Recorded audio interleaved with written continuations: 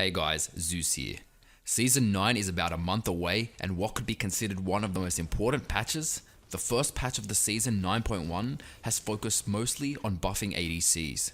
Even though there were plenty of minor buffs, I'm going to go over the 5 major buffs that could possibly introduce some ADCs to the bot lane, or even help them make a full comeback. The original lane dominating bully, Caitlyn. With the longest auto range in the game, coupled with long range abilities, she is receiving some damage buffs to her Q, as well as extra range for her ultimate. Even though these are not over the top broken buffs, all it takes is a slight advantage in lane to completely dominate a game. She fits into any team comp, has decent peel of her own, and careful placement of traps can be used to both defend, siege towers, and objectives. The one and only Demon Hunter, considered one of the more mechanical ADCs, Vayne. She's receiving a buff to her ultimate. Once you've used your ult, your Q now has its cooldown reduced by 50%. Now this might not seem like much, but remember that Q empowers her autos, so technically, in the same amount of time, you can get 2 procs of your auto compared to before we can only get 1. It also allows her, of course, to have more dashes. You can now dash twice in the same amount of time than before. This sort of buff, in my opinion, is great. It will make great Vayne players have more potential to outplay, but it won't let some first-time Vayne player completely dominate just because it's broken. The power lies in how well you can play Vayne, not just on pure damage increase like a lot of these other buffs to make her stronger. Laning phase will still be stale and focused on surviving, so unless we see a shift in meta, Vayne will still have most of the same problems she has now. From all the ADC buffs, it's Varus that has gotten the most numbers increase buff. His Q now has more minimum and maximum damage, and his ult base damage has increased as well. Varus has gone through some weird stages. 1 to 2 seasons ago, we saw Lethality Varus mid, dealing disgusting poke damage with his Q. He was then nerfed, forcing him to build more around attack speed. With this Q buff, however, he'll regain some of that poke power back, and maybe even Lethality build.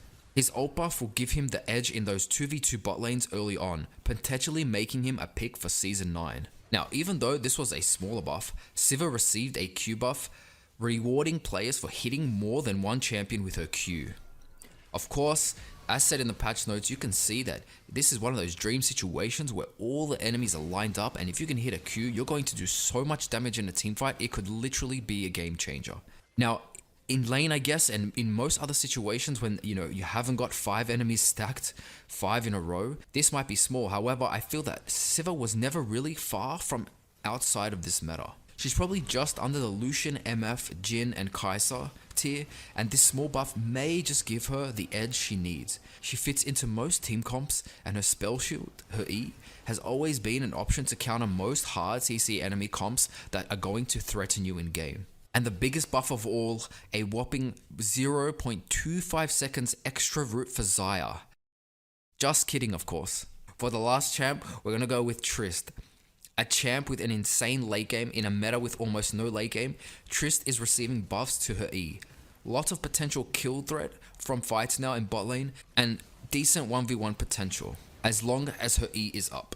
She'll even be able to profit from hitting towers more, gaining those platings a lot quicker with this E buff. Trist, just like most other ADCs, will still struggle with the whole crit problem, essentially having little pressure until those 3 items, in a meta where other champs only need 1 or 2. So, what did you guys think about this list?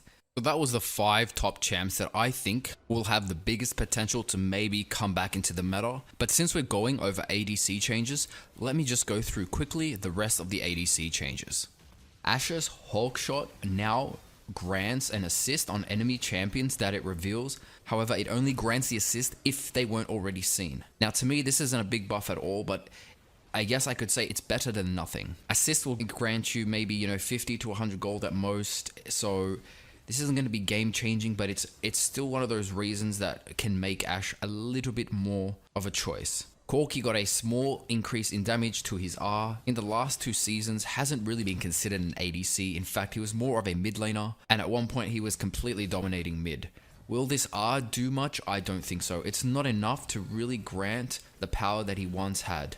Jinx got a small buff to her Zap.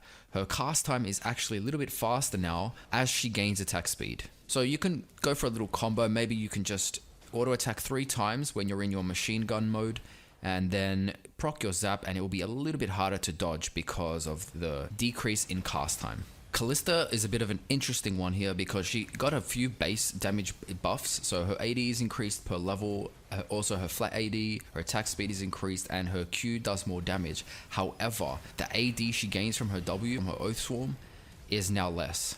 And her E actually does less damage to minions. So this to me is one of those mixed. It's not really a buff and it's not really a nerf, and until we see it in game, we won't really know. I would say it's slightly better if you don't have your support around now. You don't need to rely on your Oath Swarm for some extra damage, but at the same time, Callista really is a champ that plays around her ultimate, which requires a support or another champion. But this doesn't really make too much sense, and it doesn't really increase her potential to be played more. And of course, kind of mentioned it before, but Xayah got a 0.25 second increase for her E root. I mean, it's better than nothing. It's just something that won't magically make a champion viable with 0.25 seconds. Now, I should mention here that there were some indirect buffs to ADCs. One of them being Hail of Blades got an increase in attack speed early on. So instead of a 75 to 125%, it's now a flat 110%. Now, we may see Jhin get a little bit stronger because of this buff, but in general, it's still weaker later on, but you just have that earlier extra percentage of about 35. And also the small minor runes that we use to increase our stats, the attack speed has gone up by 1%. So, I mean, it's not a big deal, but it can still help ADCs, especially come back into this meta. And as for items, Ardent Center has a little buff, so up by 2% for the heal and shield power. So we may see something like Janna, and I predict Sona will now be at the top of support. She's already up there, but now she's going to just have that little edge to be stronger than most other supports. Soraka and even Nami will be a little bit stronger now too. ADC has been the most controversial role in this entire season. At one point, there weren't even ADCs played bot lane anymore. So this is a little bit of change, and I think Riot want to start introducing ADC as a role that can be played again, like it once was, I'd say, early Season 8 and every other season. I think right now they're just a little bit scared to overtune or overpower any ADCs and create this sort of broken role like it once was. Out of all the changes to the ADCs, which do you think should have made this list? Which champ would you hate to see return to the meta? Comment below any of your answers, or if you have any feedback, I appreciate that too. I'll see you guys.